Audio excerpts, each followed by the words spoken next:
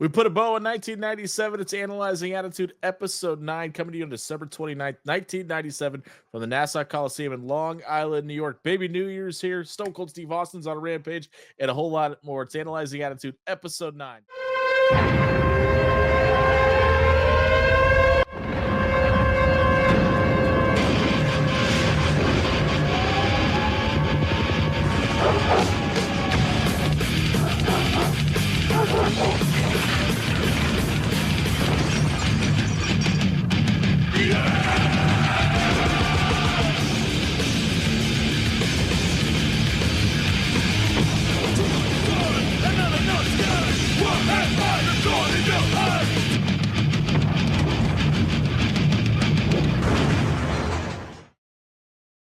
Welcome to episode 9 of Analyzing Attitude. Don't forget to give us a like and subscribe as we are on the quest to 1,000 subscribers on YouTube. We're going to give away a free PlayStation 5 to any one of our first 1,000 followers here on Analyzing Attitude, where we give you weekly updates on Monday Night Raw, rewatches, and pay-per-view rewatches. Just a quick reminder, Mike, don't forget, we're going to let everybody know, we're doing a live watch of the Royal Rumble 1998. We're going to tell you exactly what day that is at the end of this episode. Still stick around all the way till the end. Don't forget, you can join in on all of our pay-per-views, the big four. We're going to do live and interact with you, our followers, on YouTube as well. But this one, Mike, it's the last Monday Night Raw of the year of 1997. It's coming off the heels of maybe the biggest blunder in professional wrestling history. The night before was Starrcade 1997.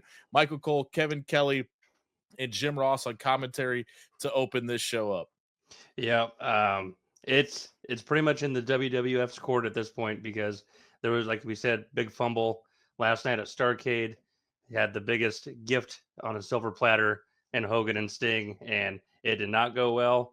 And WWF is on full steam, and they plug something big that's coming down the pipe in their television program. Yeah, we get a major announcement. We're going to get to it to the tail end of this episode, but Iron Mike Tyson is 2 weeks removed from losing his boxing license after the second matchup with Evander Holyfield. We'll get to all of that. JR makes that announcement at the end of the show, but we open up this. We are just a few days away from the new year of 1998, so Baby New Year, a.k.a. the artist formerly known as Goldust, comes out in a baby bonnet, a diaper, and a sachet, and has Luna Vachon by his side. And he decides to address Stone Cold Steve Austin after entering himself in the 1988 Royal Rumble. His words, not mine. Yes, 1988. He says he's going to spank Steve Austin's ass, and Goldust has a present for Austin. He pulls out a pair of women's underwear. He says Austin could be his Ken while he's Barbie, and Goldust tells Stone Cold Steve Austin to bring his pink little Corvette out to the ring so they can get it on. Oh, I enjoyed the crap out of this. I haven't been a huge fan of what the artist formerly known as Goldust has been doing, but Baby New Year, pretty funny, and the fact that he's taunting Stone Cold, you know he's about to get an ass whooping. Yeah, glass shatters.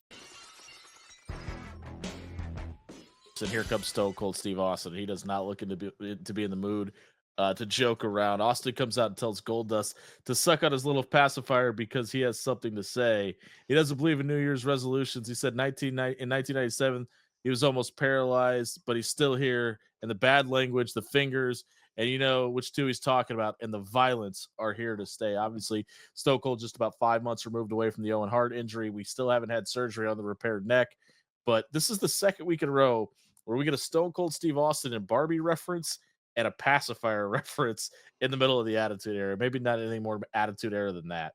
Yeah, I don't really get where they're going at, other than them just trying to just needle Austin just so you want that ass beating just a little bit more. I don't know, but I don't know. Shit's about to hit the fan here. Yeah, Austin says since Goldust is such a piece of trash, actually a piece of crap, Austin has a present for him. Austin said he's not going to wrestle Goldust. This object that takes forever to get to the ring is almost dome shaped. Austin gets to the point that he has to grab a rope and help it escort it into the ring. It's a large box. He unveils it's Crapper 316. It's a large porta potty that Austin is gifting to Goldust here. If you could get past the very awkward maneuvering of the porta potty into the ring, It's it's pure comedy gold going on here. You can't beat live TV in 1997. No, I mean you got to do it the best they can. You know what JR says. You know we're live, pal. Yeah. He unveils the porta potties. He says that he's participated 5 construction workers, and 4 out of 5 construction workers say it's stinky as hell in here. It's the stinkiest porta potty they've ever been in. Goldust tries to jump Austin as soon as Austin comes out of the porta potty. Austin whips the door right back into Goldust's face, and he clotheslines him. Back body drops. He Irish whips him directly into the porta potty. Goldust stumbles in the porta potty and then out. Bang, stunner. Goldust falls back into the porta potty. Austin lifts it up and turns it over, and Austin says this is the first commode of whoop ass he's ever had to open, but it won't be the last. And listen, they know exactly where their bread is being buttered. WCW fumbles. We're opening the show up with Stone Cold Steve Austin giving out a can of whoop ass. Smartest decision they could do. You know, you take what they just lost, and you got to bring out what you're shining up here for us coming in 1998. And Goldust took a hell of a beating. They might have that proper chemistry from the old WCW days. Yeah. But I mean, but Stone Cold's in whip ass mode, so he might have just had to just go with it. During the promo, Austin reminds us that he won the Royal Rumble last year, but did not get a title shot. This is the start of the tradition of the Rumble winner getting the main event WrestleMania, and Austin obviously wins 3 in his career. Mhm. But 316 Crapper 316 isn't the only giant box on the set tonight. As Austin goes up the ramp, they pan to this giant wood box. Now, if you just don't watch the open of Analyzing Attitude, you've obviously got a pretty good idea of who or what is going to be in that box. But we're going to find out later in the show what this giant wood crate was. And I think after the gobbledygooker and some of the maybe the lackluster what ifs or who done it that the WWF did up until this point, I think a lot of people are maybe not as interested in this. And I know Bruce Pritchard talks about it all the time. If you make somebody come out of a box or jump out of something, it's a big deal. I think the gobbledygooker and the Shockmaster may disagree with those two things, but they're building this up, and this wooden box is going to basically be the focal point of this first hour. Yeah, and I honestly kind of forgot until it happened, and then I was like, duh, it's in our opening. Yeah. But I was like, what the hell is this? I don't remember this. And I was like, they already got a porta potty come down. What's this crate all about? But I will say, better than the Gooker, 100 times better than Shockmaster. But this was one of those rare instances that the mystery hidden object, it was a pretty good payoff. We pan to something we've done about 4,952 times. It's the DOA versus the Los Boricuas in a Long Island brawl. And if you're wondering how long this crap has been going on, it's the last Raw of 1997. So we're at the tail end of December. They show a highlight of the Boricuas messing up the DOA's motorcycles from July. So we're going on 5 months and actually even longer of this feud that is just filler time and not doing anything for anybody involved in it on Monday Night Raw. No, we had a crap first segment, pun intended, and then we had a really crappy segment just on its own because, oh my God, can you imagine if we started this podcast 5 months ago? We would have been watching. This is episode number 9. I'm already sick of talking about this. I cannot wait for this. Do you realize that you asked me 4 episodes ago if this is the last time we talk about this? Yep, and I don't even want to ask again because I feel like it's just jinxing it. Folks, we're still not done. But this was supposed to be a 3-on-3 matchup with Crush and Jose not being involved in the matchup, but Crush has left the WWE in light of the Montreal Screwjob and doesn't return.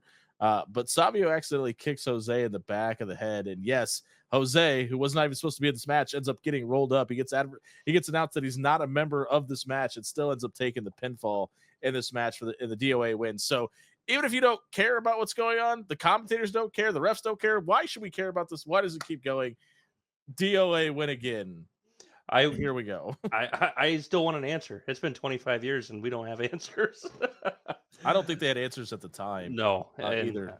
I just every time we start these damn episodes, like it starts off pretty good, and then we get this right after. It's like tucks the wind out of the sails. And not to spoil the next episode, but we get another Truth Commissionette match in the next episode too. It's just, you have Triple H, and I know Hunter's hurt. We're gonna get to that in a minute. But you have Triple H, you have Shawn Michaels, you have Vader, you have Goldust, you have Steve Austin, you have you have Owen Hart, you have all these great, you have The Rock, you have all the members of the Nation of Domination, and we're putting the Truth Commission and the Los Pericos of the DOA out every single episode. Maybe it's just a little nudge for the audiences at home and in the live arena to say, hey, go take make a yourself a piss. sandwich. Yeah. Speaking of Hunter Hearst Helmsley, he comes out for a promo next. So this was supposed to be an Undertaker promo that we're told, but Hunter comes out on crutches here. He genuinely screwed up his knee last week after doing that splash on Shawn Michaels in that boat match. But then last night at a dark match on a house show, he retweaked that knee and popped his knee out of place. So we're supposed to get Triple H versus Owen Hart here as the main event tonight, as Sergeant Slaughter teases we went off the air on Monday Night Raw for the Christmas edition. But obviously Hunter in no shape, legitimately injured here. He said that Owen Hart is going to have to wait, and he turns his attention to the Undertaker. And he says Shawn Michaels isn't here tonight. He's at home with the chills and the shakes, and the lights go out, and we get the gong. A bunch of druids come to the ring, bringing out a casket.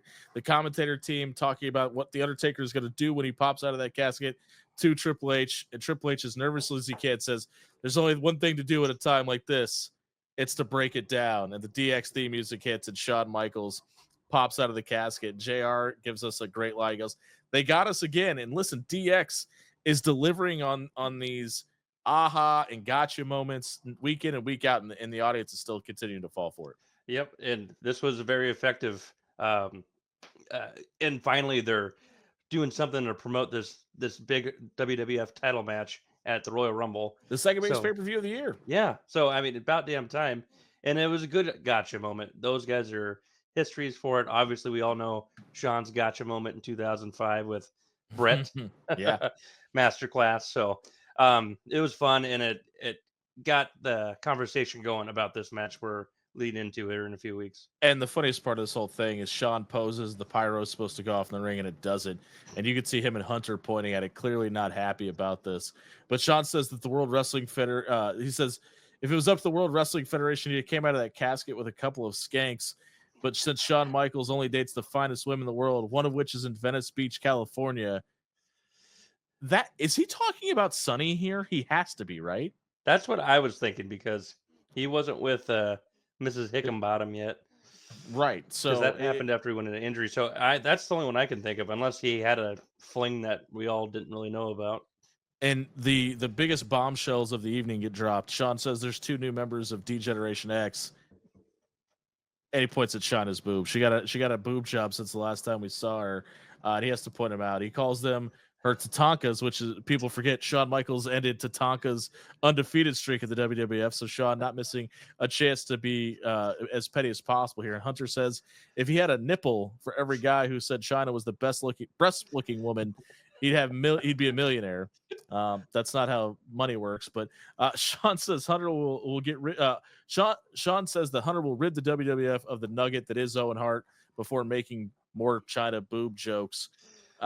This becomes a running theme of the entire night, but I hate to admit this in 2025, it was still pretty funny. Oh, I laughed really hard, and wasn't like Shawn even like leaning on one of them, like with his arm.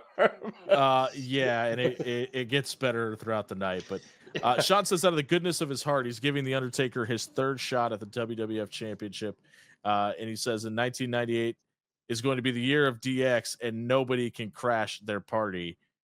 And a couple things, we see Shawn take the bump that's going to basically end his career later in this night, but also the foreshadowing that nobody's going to stop our party. We're going to keep this thing going. Obviously, was the cue for Sergeant Slaughter to come out in a minute. There's a lot of foreshadowing of things that actually end up happening here in the show, and it's pretty incredible. Yeah, like it's true. Like 98 is a big year for DX, just not with Shawn. No one's going to crash their party, but Shawn kind of crashes his own party. So kind of eerie looming, like about things that they don't even know what's going to happen. Yeah. So as I mentioned, Sergeant Slaughter comes out and he says, and Shawn, here comes Slaughter, a horny old man to see China's breasts. And Hunter pokes fun at Sarge too for having too many Christmas puddings. They both poke his stomach and make Pillsbury Doughboy sounds. Very, very on brand for 1997. But Sarge isn't here to mess around this week. He says Hunter clearly isn't shaped to wrestle. He says, but Shawn is, and he has to defend the WWF title tonight on Raw against Owen Hart. Happy New Year. And we've been building up more to Shawn Michaels versus Owen Hart in this nothing match on Raw than we have for the WWF Championship match at the Royal Rumble, but we're getting it in the main event tonight. Yeah, and you got to think it's got to be because of Hunter's injury because that was the announced match, and like they were doing such a good job, kind of slowly building with this Owen Shawn thing that you might even think that they were planning on maybe the in between pay per view between Mania and Rumble, but I think with that and maybe Shawn just doing politicking, but hold that thought too, because I'm going to bring it back up at the end of the show. I think this was supposed to go in a different direction, and Owen Hart was the conduit. I'm going to give you that thought after the main event tonight, because the commentary team even planted a little bit of seeds about where this is kind of supposed to go, and I'm going to get to that thought too at the end of the night for the main event. But we get a backstage segment after this, and we get a group of guys, the DOA, Scott Taylor, the headbanger, saying they're going to call Kane out tonight in the ring. And these are the guys, Flash Funk included, not Flash Flanagan, people forget, that have been kind of taking the bumps for Kane and helping get this character over. And they want some vengeance tonight, because obviously Kane has been doing this in one-on-one, two-on-one situations, in unsanctioned matches. So they want their comeuppance tonight. And I thought it was a really cool way to, like, we talk about some of the stuff, and especially in the next episode we're going to talk about, there's kind of some pieces that are just thrown together, specifically the DOA, Los Pericos things. Mm-hmm. I like this long-term storytelling they're doing here. And this kind of helps tell Kane's story as well. Yeah, and it gives those jobbers, for lack of a better word, something to do, and How it dare you brings talk about Scotty Too Hottie like yeah. that? I don't know. Got a worm up my butt. Oh God, cut that one out. Nope, that's staying in. Keep that one in the podcast. Got a worm up my butt. Got a worm up my butt. But yeah, I enjoyed it, and it really helps the Kane character because like he's a badass. Like everyone even knows, like fine, gang up on him. He's gonna murder you anyways. I mean, half these guys are supposed to be biker gang members, Right? And he's taking these guys out. So, Yeah. just a really good, like, in this era, like with the stuff we talked about last year or last week with, feels like last year. Sorry for the delay, everybody. With the stuff with Mankind and the Outlaws, and doing these long-term storytelling things throughout the show is kind of what today's 3-hour product is missing, because it's just segment. And I don't know if there's enough. Hey, here we're gonna put this at the first hour. It's gonna continue being told at the 45 into the half hour and continuing throughout the night. There's not a whole lot of that in today's product. No, and like the only one that I remember in recent times, and it wasn't even good, was just like it felt like Judgment Day was like everywhere, Yeah. like all over Raw. But I mean, yeah, back then though they were very good at, because everyone was. I mean, we're not there yet, but mostly everyone's on their way of getting over. So having these show long storylines was very beneficial. More long-term storytelling next. Ken Shamrock versus Kama Mustafa. Obviously, we know we get Shamrock's going to get the Rock at the Royal Rumble, so obviously he's got to run through the Nation members every week from here on out. He obviously beat D'Lo last week. This was a super messy Nation minus Rock moment. Obviously, he's not out there yet like he wasn't last week. After some miscues with the Nation, and after missing a sidekick, Kama hits D'Lo. Shamrock locks in the ankle lock and gets the win. So, I mean, it was just kind of a bang, bang, bang. We messed up. Ken missed Kama. Kama missed Ken, not on purpose. Clearly a couple of botches. But Shamrock, they get to the point, hits the ankle lock. We're putting the ankle lock over. Ken still gets the win, leading up to the champion. But Farouk hops up on the outside. D'Lo hops up on the outside. And here comes The Rock again. And Rock says, he's getting a lot of fan mail right now about people wanting to know how The Rock feels about the elderly and Social Security. Remember, he's talking about the Gulf War a week ago. He said, as long as The Rock's pockets are filled with green, he doesn't give a damn about those old goats. So The Rock, staying on top of pop culture and topical items happening in the world, just doesn't really care. He said that Shamrock was lucky last week, but since The Rock looks good and feels good, he's going to give him a pass this week as well. But next week, he's going to face the true leader of the Nation of Domination, Farouk. And he says, D'Lo, know your role. Farouk, let's go. More planted seeds here of The Rock undermining Farouk, who's supposed to be the leader of this group, but also giving Ken Shamrock a machine to feed to get some guys to get some work in before we get The Rock at the Royal Rumble. Yeah, and Rock right now kind of feels like that onion character right now because he's got layers upon layers. We have his stuff with Ken, which I do minus the botches. They are building beautifully with the Clash because Ken's being perceived as a monster. Rock, that just charismatic, cocky son of a bitch. That He just man, he's just so on at this time and playing this version of this character so well. Like this run is the best damn Intercontinental Champion that ever was. It is one of like because he's so good at the corporation. He's so good in the early 2000s that I think sometimes it gets lost to how good this character work was. Yep, We could and oh that's good. where it all started. So I mean, his whole career, you could base off these moments that we're talking about right now. Yeah, it's just planting the seed of the guy that's just got all of the charisma in the entire world Yeah, that for just sure, slowly gets unveiled. for sure. Speaking of more crap that just continues to roll on that nobody cares about, we get Jerry Lawler and Brian Christopher versus Taka Michinoku and a mystery partner. And Mike, I forgot what happens in this match. I kid you not. And I literally dropped my hand in my head out loud watching this by myself and said, again, we get a pretty good payoff in this one. But before the match, Jerry Lawler said he doesn't care who Taka's mystery partner is. He has a special announcement to make. Brian Christopher is Jim Ross's son, and his new name is Good Old BC. Who who is this supposed to be for? I don't understand why we just don't tell everybody this is Jerry Lawler's son, or just don't even message it or mention it. I don't understand what the point of this is. I don't either. The JR stuff, I could even think that he wasn't even told about that. Vince liked to screw with him a lot, Oh, but you can tell by the look on his face he didn't see it coming. no, for sure. But yeah, I just say that you're his kid or he's your kid, or don't like just whatever. And can The we get done entire with this crowd was feud? chanting Jerry's kid at you for the entire pay-per-view match. Yep. And Taka, oh good. I was say, and we just continue to go on with just like the DOA and Los Prequels, just keep recycling the stuff that nobody wants to see. Were Vince and Pat Patterson this bored at the end of 1997? My goodness. It seemed that way. Before the match gets started, Taka comes out and reveals his mystery tag team partner, and I legitimately popped for this, man. I was so excited. It was George the Animal Steel.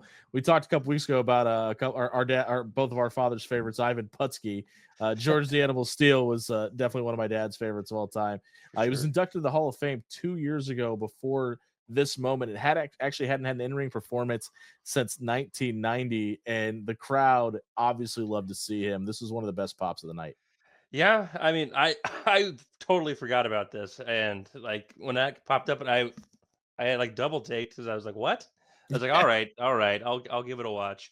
I was a little disappointed that he didn't come out and face Miguel Barriqua and have a hair versus hair match. I was not disappointed by that. Before the match gets started, George does his vintage eating the turnbuckle segment, and he walks over and just rips it off with his mouth, and tears apart. Very vintage George, the Animal Steel. Then he goes over to the other side to eat the other turnbuckle. While his back's turned, the Lawlers jump in the ring and attack Taka Michinoku. I thought they did the best job of showcasing Taka and Brian Christopher's skills in this match, maybe more than anyone that we've talked about up until this point. I agree, and I think really comparing them to the other overdone segment earlier in the match or earlier in the night is a little unfair to these two because they are very talented and they do Yeah, have for good sure. chemistry together. So it's just the story that they're telling isn't very interesting at all. They could have just done so much more by leaving Jerry Lawler and the other antics out of this. I just feel like it could have been so much better. When we talk about that moonsault that Taka misses here and the counter that our good friend, good old BC delivers, where that camera angle was so good that it spikes Taka's head into the mat legitimately, and all the athleticism that they're able to pull off. We talked about Taka's dive outside of the ring last week.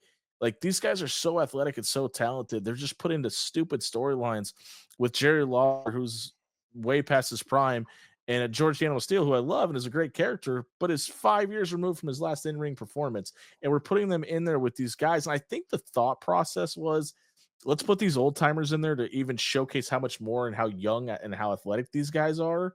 But all it did was really sandbag the whole performance, in my opinion.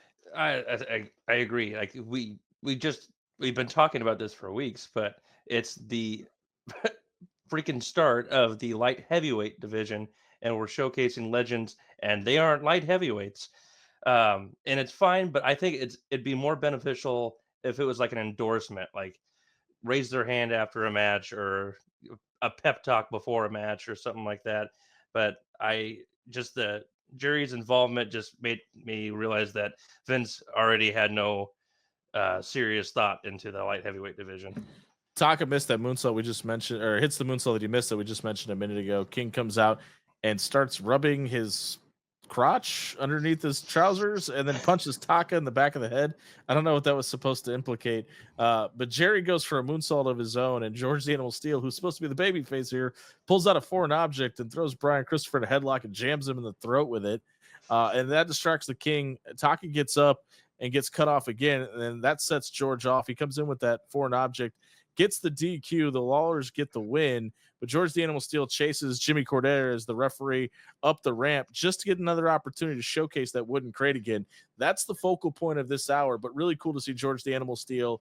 Really great pop. I looked up. He's actually from Michigan. He's not even from Long Island.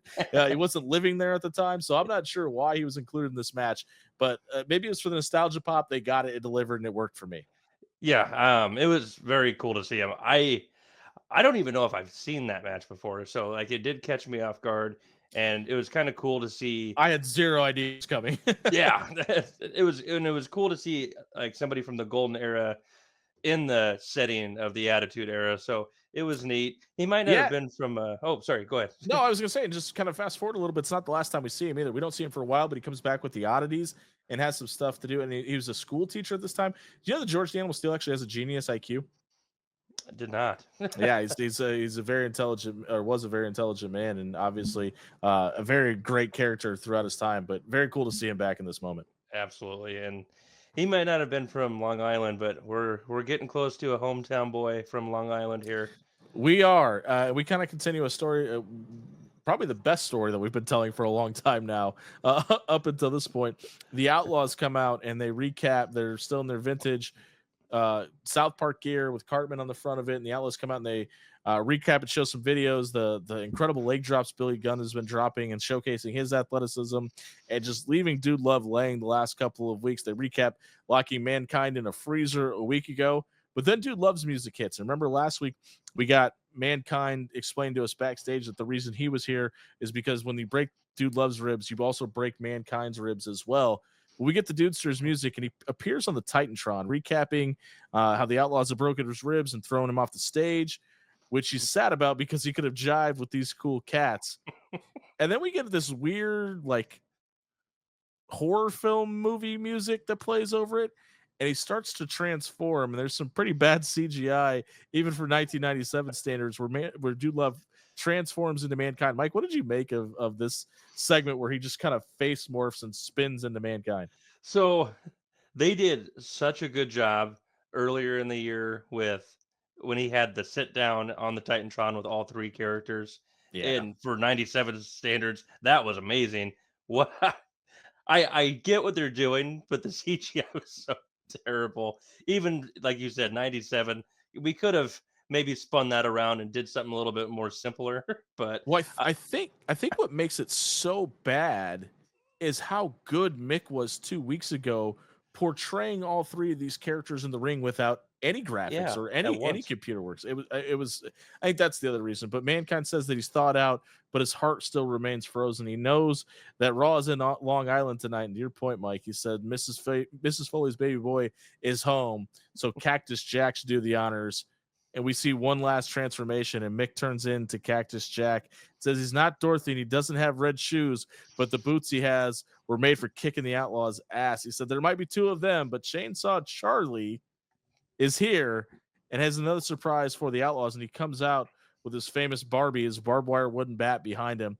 This is going to get good. What did you think of the transformation into Cactus Jack, and that we're letting this character, yeah, like to your point, we've seen him on screen a couple times. Jim Cornette has referenced him on commentary, but this is a WCW Southern Wrestling branded character, really, in Cactus Jack, and even to some degree ECW.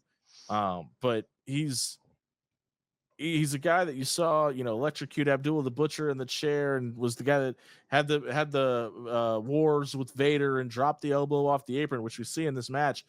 a Southern Wrestling WCW style character that they're allowing Mick Foley to portray on Monday Night Raw in this era. And I thought it was incredible that they were willing to let him do this at this time.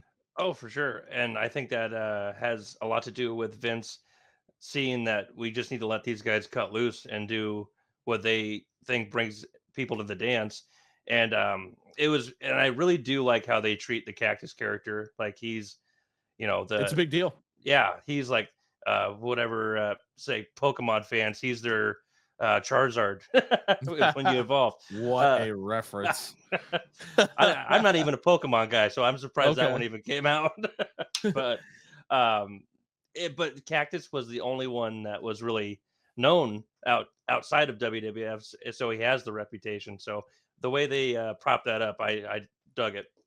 We are in Long Island, so naturally the Outlaws are wearing New York Rangers jerseys because that's just something we have to do that Vince McMahon absolutely loves. But they also have hockey sticks. Mick gets the signature cactus elbow drop in off the outside, like I said, after getting the mandible claw in, where Billy broke a hockey stick over Mick's head. Then he goes over to grab Barbie in the barbed wire bat. Mick stops him, but here it is. It's the meat and potatoes of the night. Or the And for Foley. yeah, and for the second time in 3 weeks, it's the Road Dogg hitting Mick Foley over the head with a chair. This doesn't end the match. We don't get a DQ here. This is technically a match between Road Dogg and Mick Foley, and we've got a hockey stick being broken, a chair shot, no DQ. Mick gets rolled into the ring, but he gets the upper hand, gives the DDT to the dog. Billy gets in the ring and breaks up the cover, and that is what we give the DQ finish to. The Outlaws are able to win again, but we've had 4 foreign objects in this match, and a kick to the head is what gets the disqualification. Yeah, don't you worry about hitting anybody with any kind of weapon, bat, anything, but don't you ever use another person that's not in the match's foot. we get the big payoff of the first hour because Mick chases the Outlaws up the ramp, and we get another view of the wooden box, and Road Dogg gets his bounced off of it, and then a chainsaw gets queued up in the arena. And as you've seen we mentioned in our opening, a legitimate chainsaw comes through the wooden box and a hole's cut out. And here comes a guy in a red shirt with a stocking, or not a stocking cap, a pantyhose over his head, and blue jeans, wielding a legit chainsaw that was legit enough to cut through a wooden box 5 seconds ago. Chainsaw Charlie chases the Outlaws back to the ring and tries to cut the ring post that's metal and there's sparks flying out of the chainsaw because he broke it from trying to do that.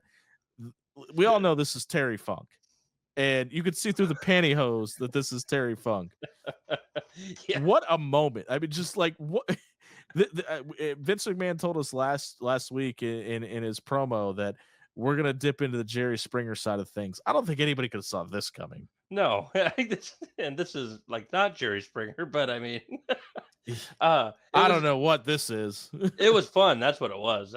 It was great. It was. And I think only veterans like Terry Funk and Mick Foley could have pulled this off. Oh, 100%. I mean, you kind of want him just to be Terry because of his reputation. Terry Funk, yeah. Yeah. But I mean, Vince probably thought, oh, if you're going to use a chainsaw, you got to be Chainsaw Charlie. But well, Terry actually wrote about this in his book, and the big reason for this was Bruce Pritchard wanted him to jump out of a box, and Terry Funk was like, well, if I'm going to jump out of a box, I can't just be Terry Funk jumping out of a box. Like, I've got to do something, and they came up with the Chainsaw Charlie idea. So this was actually all Terry Funk's idea. Oh, interesting. Well, yeah. Well, then that's probably why I didn't hate it as bad. So, what a coincidence. Right. And I mean, it was kind of cool, kind of reminiscent of Leatherface from Texas Chainsaw Massacre. Which is what I think they were trying to go for. Leatherface doesn't wear women's pantyhose on his head, though. No, just women's faces. Fair enough. But no, it was a fun segment. Outlaws sold it like they were about to be killed, as they, it's Terry Funk. They might have been with a chainsaw, yeah. Right? I think Terry Funk with a chainsaw might be scarier than Leatherface with a chainsaw. But yeah, we're starting that feud train off to WrestleMania and a really fun dumpster match. Yeah, and that gets paid off in a couple weeks as well. But up next is the Raw magazine, and Sable is on the cover of it in a bikini. So she comes out in a robe, and she says she's Gonna give a little bit of preview. You can kind of see they're teasing. She's got a bikini on underneath, but she tells people the magazine goes on sale tomorrow, and out comes her husband, Marvelous Mark Marrow. And Marrow berates Sable again, and Kevin Kelly tries stepping in the middle, who's doing the interview. He tries to intervene, and Mark Marrow's like, we're talking about getting guys' finishes over. I think Mark Marrow's finish is a low blow at this time because the third time in a week, third time in 4 weeks, he delivers a low blow to random people, including Kevin Kelly. But he nails Kevin Kelly right in the balls, and out comes Tom Brandy to make the save. And Tom Brandy's been defending Sable and trying to be the conscience in this relationship. But Mero gets the upper hand, delivers a TKO on the chair that Kevin Kelly had in the middle of the ring. Mero rips up the magazine and shoves it down Tom Brandy's throat and grabs the mic and says he'll do the same thing to anybody who buys this magazine. So are we supposed to buy the magazine because we want to see Sable in a bikini, or should we be worried that Mark Merrill's going to come punch us in the balls? I don't know what we were doing here. Yeah, I mean, Mark was playing his character to the best of its ability. Look, there's three things about this I didn't care for. One, Sable's never really just three. oh, that are pretty well put together here. Sable's promo, she's just not a good promo. Her voice is It's awful. It's like nails on a chalkboard. Like God, can you imagine her and Brock fighting like verbally? I'd rather not. Right. Did we need to use a low blow on Kevin Kelly? Like That's what I'm saying. Like they're trying to get like they're treating Mark Merrow's low blow the same way they're treating Billy Gunn's top rope leg drop right now. right. Like they're doing. It's like, what are we doing here? I don't know, but that was just it was silly to me because it's an announcer too. But Yeah. And the other thing is they're just trying to get him over as the hateable bad guy as much as they possibly can. That's true. Cheap shots. It's I don't know. It just kind of looked weird. Maybe Kevin Kelly was over, brother. Who knows? Yeah, there you go. And Tom Brandy, is this the third time he's been involved in the last fourth? Every time he comes out since we've been doing this, I'm like, who? Oh my God, he was on last week. That's right. And then we don't see him again after the Royal Rumble. Spoiler alert, but I didn't know what we were doing here with that. I didn't think. I mean, the swimsuit thing was good ads and continuing that storyline, but yeah, like it makes sense. Like we know that her coming out and being as skimpy as an outfit as possible is over, but we don't even get that here. Maybe that's kind of what they're trying to do is continue the tease and make it a big deal when it happens, because we know it happens again. Spoiler alert. But it's just to flash ahead a little bit. We obviously get Jim Cornette ranting about what is and what isn't wrestling, and it's kind of hard to disagree with him when stuff like this happens. Yeah, 100%. And I do think it's humorous that he cut that promo, by the way, because that's what he's been saying for the last 25 years. Yeah, it's turned into his lifelong gimmick. But yeah, like stuff like that, it's hard to argue with Cornette, man. We get commercial break. We come back, and the guys that were in the back talking about calling out Kane are now in the ring. The DOA, the Headbangers, Flash Funk, Scott Taylor, they all call out Kane, and we get a flash that 1-800-COLLECT is sponsoring the Royal Rumble. And this is the first promo that we've actually ran for the pay-per-view that is now just 3 weeks away. So we get that little bit of a tease that, hey, we're not really doing much to build up to this pay-per-view, but make sure you buy it. Right. These are the guys who have been taking the punishment from Kane for the last couple of months, and they call him out, and Kane comes out and stands right in the middle of the ring with these guys, and they all circle around him, but Kane hits his pyro, and the lights go out.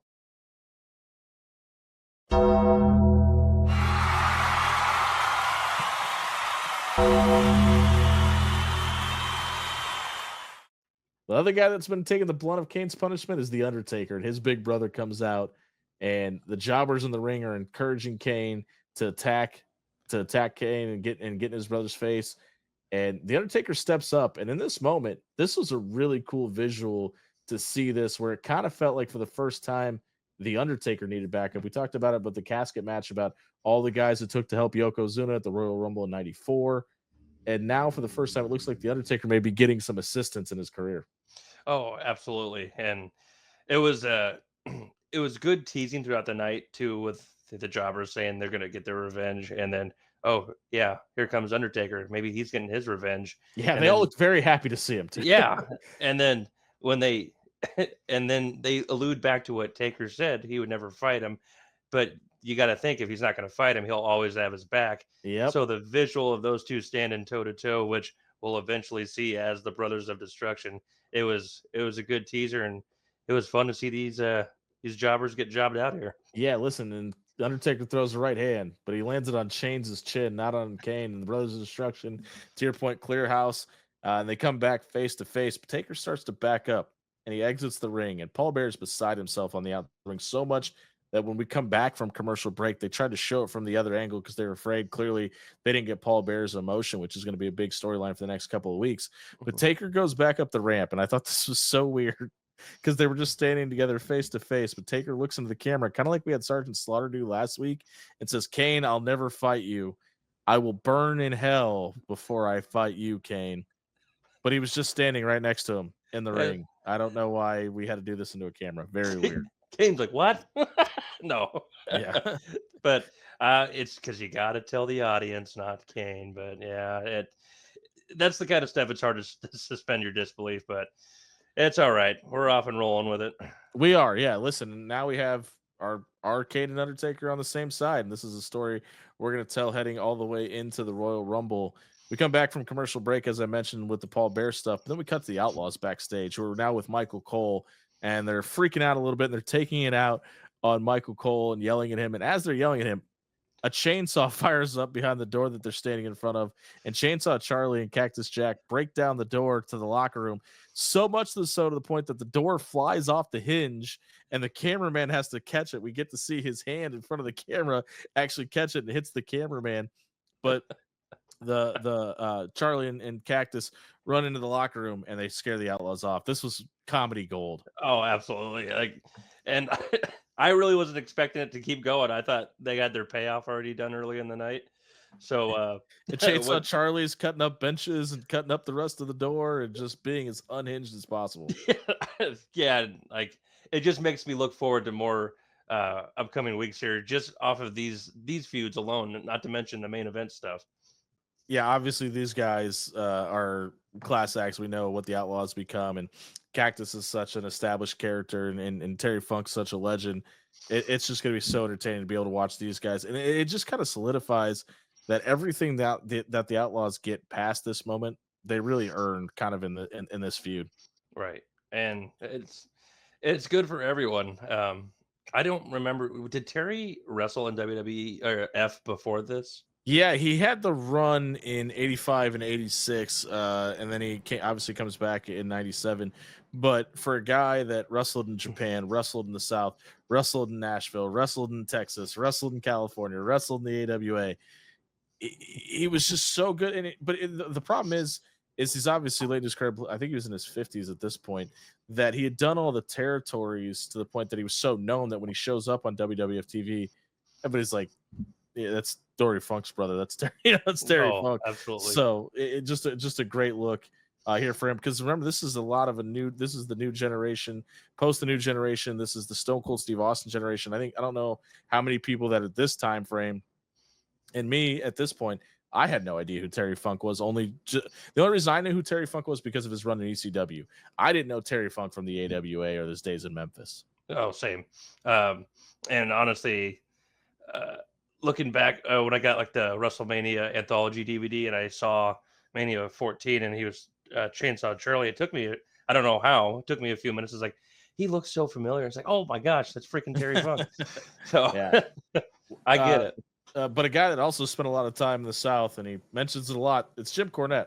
We get Cornette's commentary next, and he says that WWF has asked him to make a statement on the state of wrestling. Now, this is a segment that Jim Cornette has been doing for the entirety of 1997 since he got to Stanford, and he said that the WWF probably wants him to do this because Cornette's usually good for a couple of laughs, but he's not really going to be too funny tonight because the state of wrestling in 1998 stinks. He says the WCW stinks, the NWO stinks, the ECW is embarrassing. He said the WWF stinks as well. Keep in mind, this is on WWF television.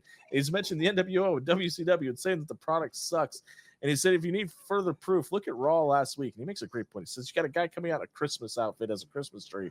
You have a woman dressing as a reindeer, and you have two adolescent boneheads showing their butt cheeks and having a phony match for a title belt. I wonder. All that's true.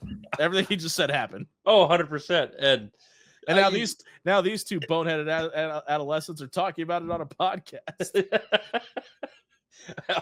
And if you want to hear more of Jim Cornette's promos like this one in 1997, check out the Jim Cornette Experience or the Drive-Thru, because he does it every freaking week.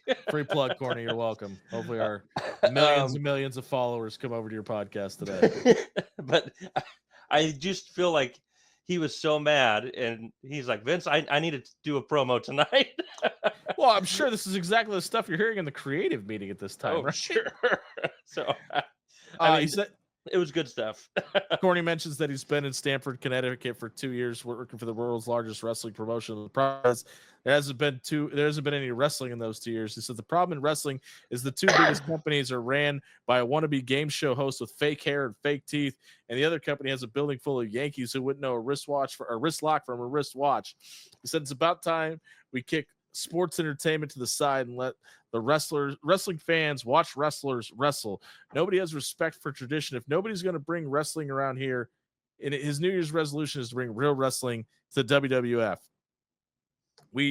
And obviously we panned a commercial break, but before we do that, we get the poster. It's Shawn Michaels versus Owen Hart for the WWF Championship to close out 1997, the night after Starrcade, while Bret Hart was on the WCW channel. But we also find out Jim Ross announces that the WWF has become involved in Mike Tyson. He's going to tell us with Mike Tyson, and he's going to tell us how on the other side of the break.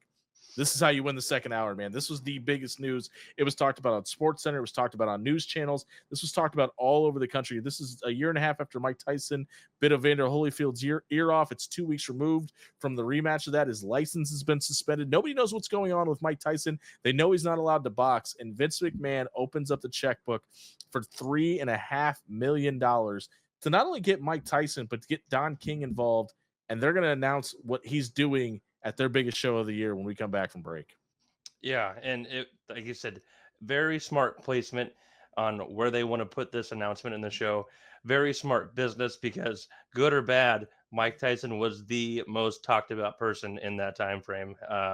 He was the baddest man on the planet, legitimately, right. to the fact that people were terrified when he walked into a room. Like if you want to be entertained from a scary standpoint, go back and watch Mike Tyson press conferences from 1996.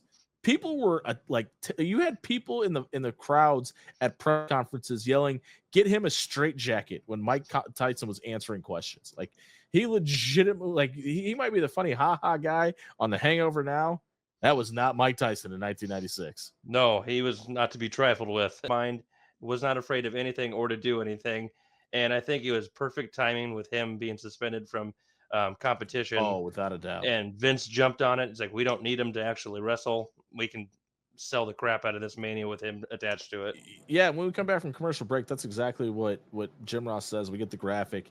The WWF is in negotiations with the baddest man on the planet to appear at WrestleMania, and Jerry Lawler wants to know who he's going to fight. So we plant the seed. It might not just be Mike Tyson at WrestleMania. He might be involved in some way with somebody. And if you're reading the tea leaves here, you got to be going, well, Austin's the toughest SOB in the WWF. Mike Tyson's the baddest man on the planet. There's no way we're going to do that, right? Because what would sell the most tickets? And it's exactly that. 100%. And there's nobody else on that roster. All due respect to the top names on there. Obviously, he does, in a way, get involved with Shawn and DX, but yeah, which was fun business. But the thing that everyone wanted to see was, like we just said, baddest man on the planet versus the toughest SOB in WWF. So and the thing is, and I think everybody that was a sports fan or a fan of boxing in any kind of way knew you weren't just getting Mike Tyson. Mm-hmm. You're getting Mike Tyson and Don King. And if Vince McMahon is the best promoter of all time, you can make the argument that Don King is number 2. Mm-hmm. And you're getting those two working together. It's just going to print money. And it does. It turns all tides for WWF.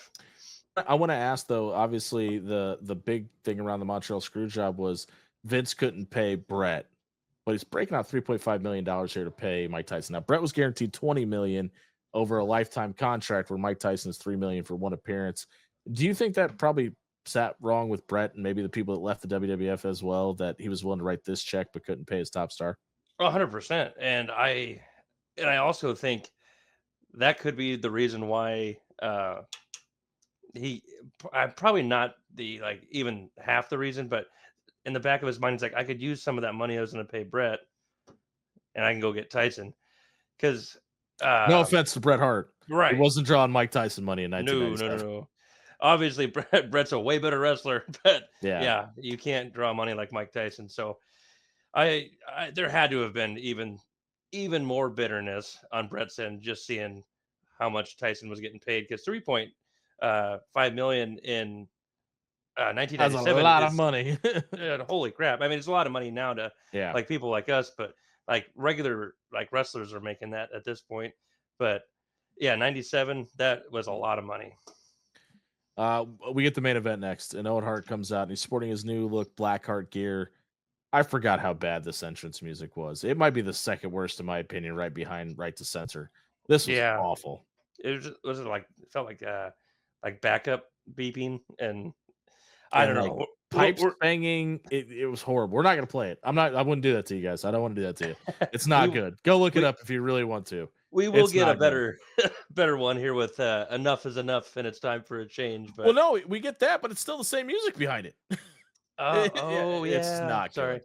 Yeah, I guess I just remember the opening. I kind of wonder if that music was a little bit of emphasis to Owen knowing what was happening, because he comes out and you kind of see on his face. I know he's supposed to be this badass and stone face and all that, but like he kind of looks emotionally like he got kicked by a dog, or like he was a dog that got kicked on his way down to the ring when he walks down. He just looks defeated in his face. Yeah, because you got to think it's because he's probably promised a big feud here with Shawn and potential like pay-per-view title matches. Not necessarily saying he was promised he was going to get the belt or anything, but it just seemed like he was told this is going to get blown off tonight, when there could have been so much more weeks of storytelling on it. So I get it. Shawn comes down to the ring next, and he tells the cameraman not to focus on Shauna's legs, not to focus on her face, and then gives him the right in between for Shauna's enhancements that you just got. Triple H is not at ringside, and JR kind of points that out to us. But Owen goes for a suicide plancha over the top rope, lands on Shawn on the outside of the ring. But then he goes after Chyna, and it's clearly to allow Shawn to take off his vest and his chaps and get ready. Yeah, and not having Triple H out there is already it's wrestling 101. Like, okay, guess who's going to come out later and get involved in the match? We get into this match, and it's Shawn and Owen. Like, you can't complain about the wrestling. Oh, and for sure. for the 10 minutes they had, it was good, but it wasn't. Nothing exciting really for me. I can't help it, man. But every time we get to see Shawn in the ring, that since we've been doing this, it's just an insight to, man, he was so good at this time. Oh, the way he sells everything in this match looks like $1 million.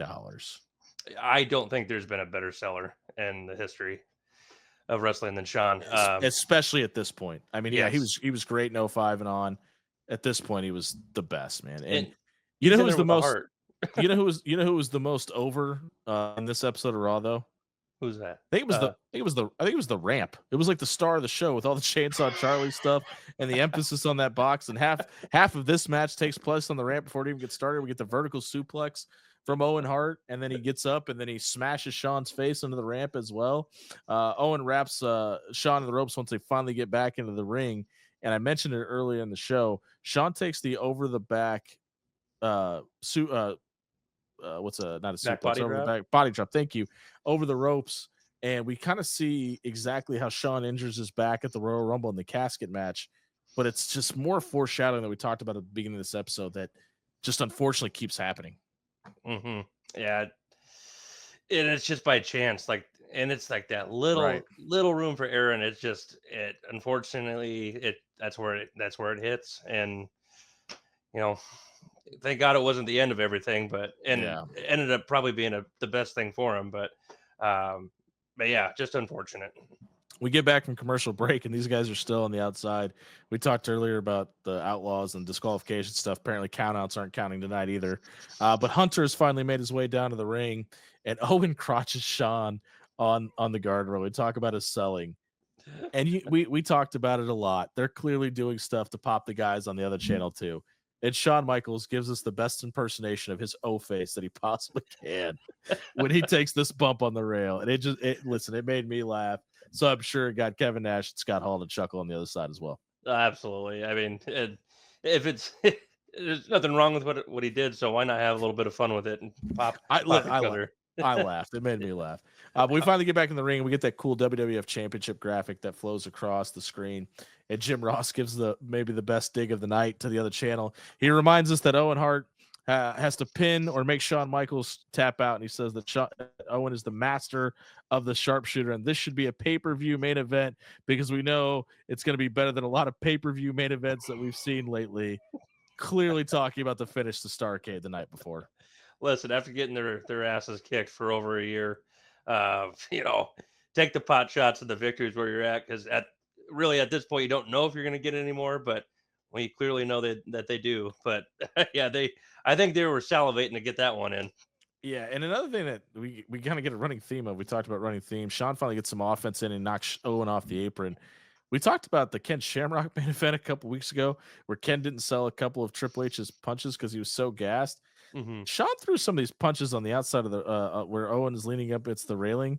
They don't look great. Like his punches look fine, but Owen doesn't sell them at all, and he clearly misses on a couple of them as well. Just not great vision of Owen Hart taking these shots. Right, and I don't know if it's rust or if he's not in it or if he's gassed. He hasn't at this point wrestled in a little while. It could be emotions, but yeah, they didn't look good on the selling end for Owen. Shawn gets back in the ring, and JR reminds us that Owen is the youngest of 12 children. Poor Martha Hart. Shawn hits a sick-looking pile driver, and Owen kicks out, and then Shawn locks in 1, 2, 3 sleeper holds to get us through the end of this match. But Owen gets a great comeback in here, and I thought everything he did, minus those punches in this match, looked great, and this was definitely part of it. That clothesline he landed was fantastic. Oh, yeah, he put some stank on it and just made it look snug. Shawn just, I don't know. He takes clotheslines very well too. Just we talked about the one against Taker, yeah, for sure. Owen finally gets the better in the comeback and the knockdown, the back body drop, the clothesline that we just mentioned, and then he gets the sharpshooter locked in right at the ropes. I know Triple H has got a bum knee here, but he misses Owen Hart on the first crutch shot by 1.5 miles. Yeah, and he finally hits him with the second one. And that's the bell. And I talked about this, and this is what I teased at the beginning. I wonder if the plan was to break up DX in 98. We have Shawn talking about nothing's going to stop us. We're unbreakable. JR delivers this line. We know how intentional Jim Ross is with his commentary. We know how intentional Vince McMahon is with telling his commentators what to say and when to say it. And he goes, Helmsley saved Michaels again. I wonder if Shawn doesn't get hurt. If the plan is to maybe have a Triple H Shawn, maybe not for the belt, but a Shawn Triple H feud to kind of break up DX and send Triple H onto the star that he ends up becoming anyway. As you were saying that, like, I was like, oh my God, how have I not thought of that before?